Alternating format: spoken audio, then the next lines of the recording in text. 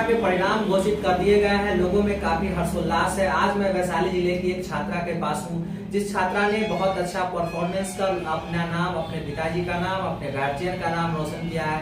आज हमने उनसे खास बातचीत की, उनके गार्जियन से खास बातचीत की और इस जिले के प्रसिद्ध साहित्यकार रविंद्र कुमार रतन जी से भी मैंने खास बातचीत की। क्या कुछ कहा, देखिए स्पेशल रिपोर्ट निर्मल इंडिया न्यूज के साथ।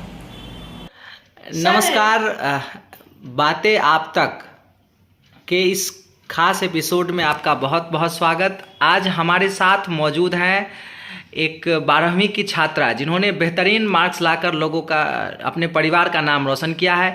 इसको लेकर आज मैं वैशाली जिले के सुभाष चौक स्थित प्रसिद्ध साहित्यकार रविंद्र कुमार रतन जी के यहाँ हूँ और ये सेनानी भवन के नाम से यह भवन जाना जाता है और आज यहाँ बहुत सारे लोगों का आगमन हुआ है।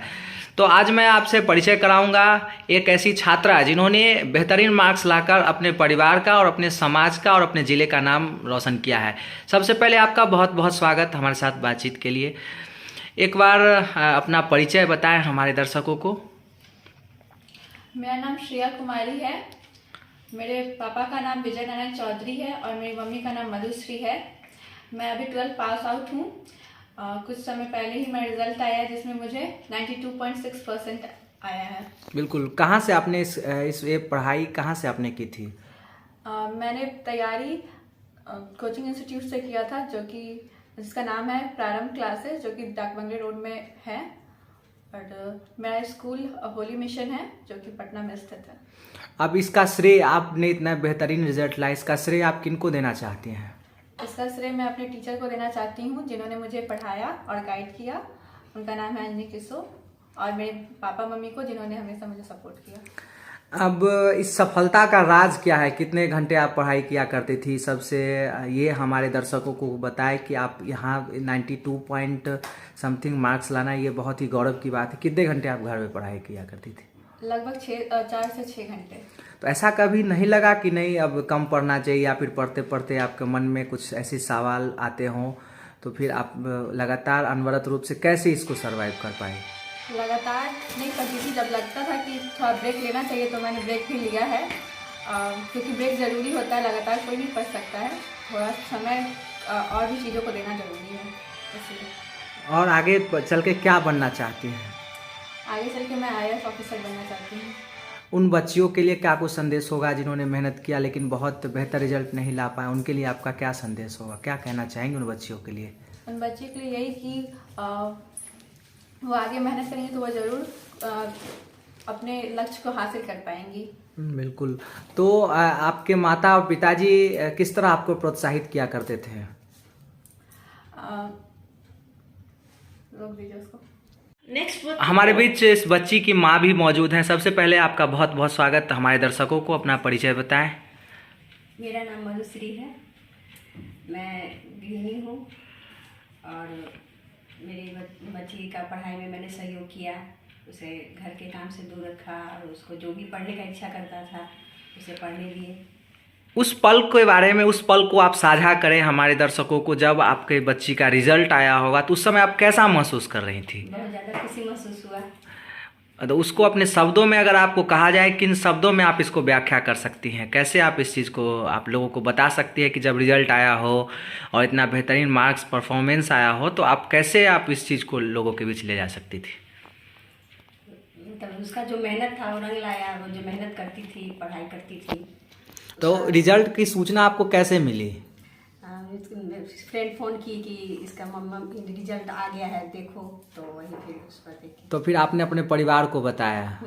फिर अपने खुद से मोबाइल से चेक की तो उसे पढ़ाया। और अक्सर आपका परिवार का जो जाना जाता है, शहर में प्रसिद्ध व्यवसायी के रूप में आपका परिवार जाना जाता है, फिर आपने बच्चों को शिक्षा के प्रति कैसे आपको अचानक आया कि आप उधर बच्चियों को शिक्षा के प्रति आपने ले जाने का काम किया? हम लोग का व्यवसाय की तरफ है, लेकिन बच्चे लोग को पढ़ाई की तरफ है कि वो लोग कुछ करें अलग दिशा में, उसी को आगे बढ़ाने के लिए किए।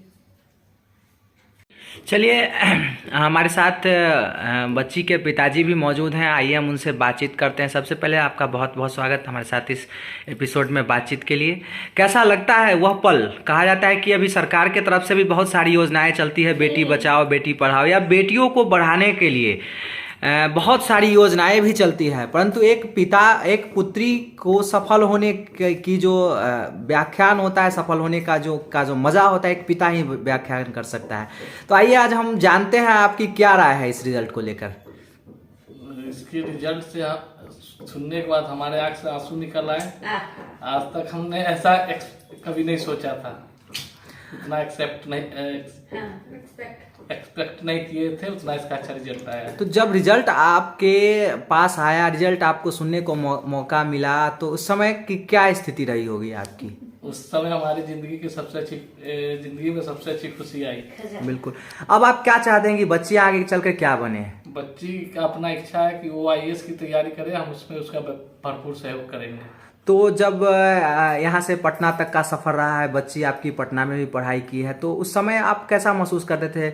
लोग आपको ऐसा नहीं लगता था कि बेटियों को उतना दूर तक पढ़ाना है, क्या करना है? क्योंकि आप एक व्यावसायिक आपके घर के लोग व्यवसाय से जुड़े हैं, तो आपको अचानक शिक्षा के प्रति इतना बेहतरीन रुझान कहाँ से आ गया? हमारे पिछली पीढ़ी लोग व्यवसाय में थे, लेकिन आने वाले में सभी लोग हमारे घर में पढ़ने वाले लोग हैं और सब बाहर में अच्छे पढ़ाई से आगे बढ़े। दो मेरे घर में नेट पास है, एक MBA किए हुए है। तो आगे हमारे घर में शिक्षा का माहौल ज़्यादा अच्छा है, इसलिए पढ़ाई पे सब लोग का विशेष ध्यान है। ठीक। अब आगे हमारे साथ इस जिले के सबसे प्रसिद्ध साहित्यकार एवं विभिन्न चीज़ों में अग्रणी रहने वाले श्री रविंद्र कुमार रतन जी हमारे बीच मौजूद हैं और बहुत सारी चीज़ों में लोगों को बढ़ावा देते हैं, और आज इनके घर में आज हम सब लोग हैं। सबसे पहले आपका सर बहुत बहुत स्वागत हमारे साथ बातचीत के लिए। बहुत बहुत धन्यवाद। निर्मल इंडिया न्यूज़ को मैं सादर स्वागत करता हूं। कैसा लगता है जब कोई बच्ची अपने मोहल्ले की बच्ची हो, अपने ज़िले की बच्ची हो, अपने राज्य की बच्ची हो, उसका बेहतर परफॉर्मेंस होता है, तो कैसा इस चीज़ को आप कैसे महसूस करते हैं?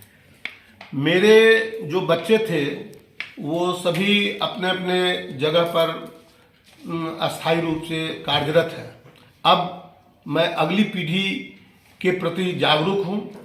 ये बच्चे हमें दादाजी कहते हैं, इसलिए इन लोगों के प्रति मेरा वही प्यार है।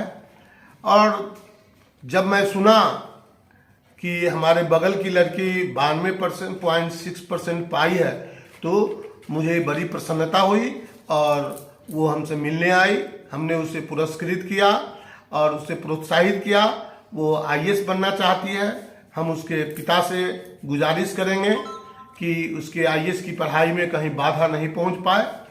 वैसे यह परिवार जो है वह पढ़ाई की ओर काफ़ी सजग और सतत प्रयत्नशील है, इसलिए कि इस लड़की के बड़े भाई MBA कंप्लीट किए, दिल्ली में वो लॉयर होने जा रहे हैं।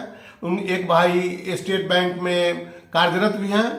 एक बहन है जो भगवानपुर इंजीनियरिंग कॉलेज में इंग्लिश की व्याख्याता है। इस तरह से हम देखते हैं कि इनका परिवार शिक्षा की ओर काफ़ी जागरूक हो चुका है। इनके बड़े भाई अजय जी, इनके बड़े भाई संजय जी, सारे लोग पढ़ाई के प्रति जागरूक हैं।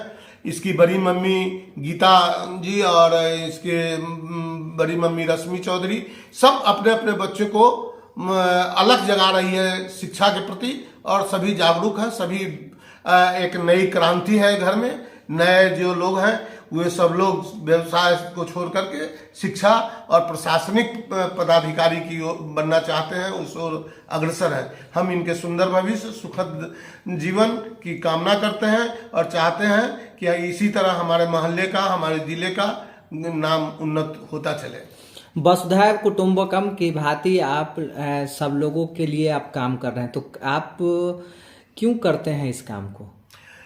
मेरा बस यही है कि जहां हम रहें वहां का माहौल बदलता रहे, शैक्षणिक वातावरण हो, और शैक्षणिक वातावरण में हिंदी और बज्जिका का विकास हो। आज हमसे मिलने एक महिला आई हुई थी और वो ग्रेजुएट है।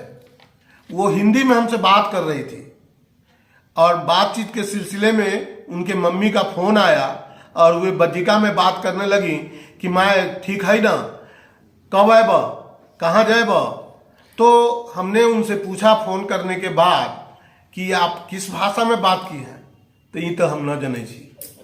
तो हमको ये जागरूकता लाना है समाज में। कितनी बड़ी बात है कि हम जिस माता के कोख से जन्म लिए और जिस माता ने हमसे कहा कि दूध पी लो, उस भाषा को हम बोलते हैं लेकिन जानते नहीं हैं कि बज्जिका इस भाषा का नाम है। जबकि यह बज्जिका बिहार में सोनपुर, हाजीपुर, मुजफ्फरपुर, आधा चंपारण, सीवर, सीतामढ़ी, समस्तीपुर कर लगभग 400,000 किलोमीटर की दूरी में लोग फैला हुआ है। और यह वैशाली में गणतंत्र की पहली लाली छाई थी, उस वैशाली की पुरानी भाषा है, सबसे प्राचीन भाषा है।